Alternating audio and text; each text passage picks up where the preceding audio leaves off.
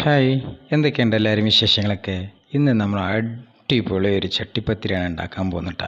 2 കോഴിമുട്ടയും 5 ഈത്തപ്പഴം 2 ശർക്കര, ഇത്രയും കാര്യം മതി. അടിപൊളി ചട്ടിപ്പത്തിരി റെഡി.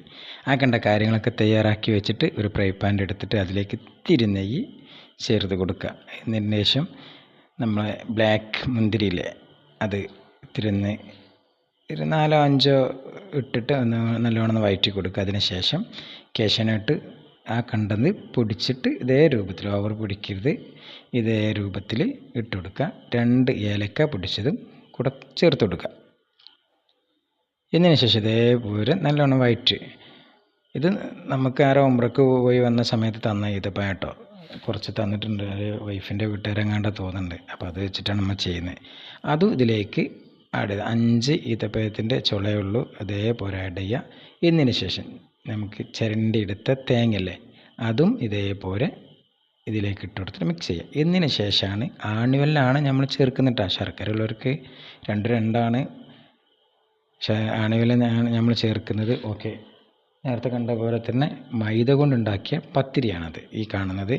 പിന്നെ മുമ്പ് കണ്ട 2 കോഴിമുട്ടയാണ്, അത് ഉടച്ചിട്ട് അതേ രൂപത്തിലാക്കി വെച്ചു. മുമ്പ് കണ്ട ആ ഫ്രൈ പാനിൽ തന്നെ ഇത്തിരി എണ്ണയും കൂടെ ഒഴിച്ചിട്ട് ആ 2 കോഴിമുട്ട പൊട്ടിച്ചത് ഈ പത്തിരി അതിലേക്ക് മുക്കി 2 ഭാഗവും മുക്കിങ്ങെടുത്ത് ഇത്തിരി പുതർന്ന രൂപത്തിലായതിനു ശേഷം ആ എണ്ണ വെച്ചതിലേക്ക് പത്തിരി കൂടെ ഇട്ട് കൊടുത്തു. എന്നതിന് ശേഷം ആ മിക്സ് ചെയ്ത മസാല നമ്മളതിലേക്ക് ഇങ്ങനെ ചെറിയ രൂപത്തിൽ ഇങ്ങനെ ആഡ് ചെയ്ത് കൊടുത്തു. 2ാമത്തെ പത്തിരിയും ഇതേ രൂപത്തിൽ വെച്ച് കൊടുത്തു.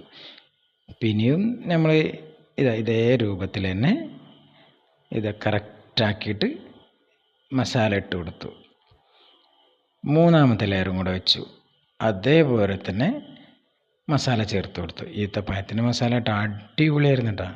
ബാക്കി വരുന്ന മുട്ടയുടെ വെള്ളയും ഇതെല്ലാം കൂടെ കൂടിയിട്ട് സൈഡിലൊക്കെ പാടെ ഇങ്ങനെ എടുത്തിട്ട് ഒരു 10-15 മിനിറ്റ് മൂടി വെക്കുക. എന്നതിന് ശേഷം എടുത്ത് കഴിഞ്ഞാൽ ഇതേ രൂപത്തിൽ കാണും. ഇനി ഇത് വെട്ടിയിട്ട് കാണിക്കുന്നുണ്ട് കേട്ടോ. അടിപൊളിയായിരുന്നു, നല്ല ടേസ്റ്റായിരുന്നു. മുമ്പ് ഉന്നക്കായ ഉണ്ടാക്കിയില്ലേ, അതേ ടേസ്റ്റായിരുന്നു. ഏതായാലും നിങ്ങളൊക്കെ വീട്ടിലുണ്ടാക്കി നോക്കി. Okay, by.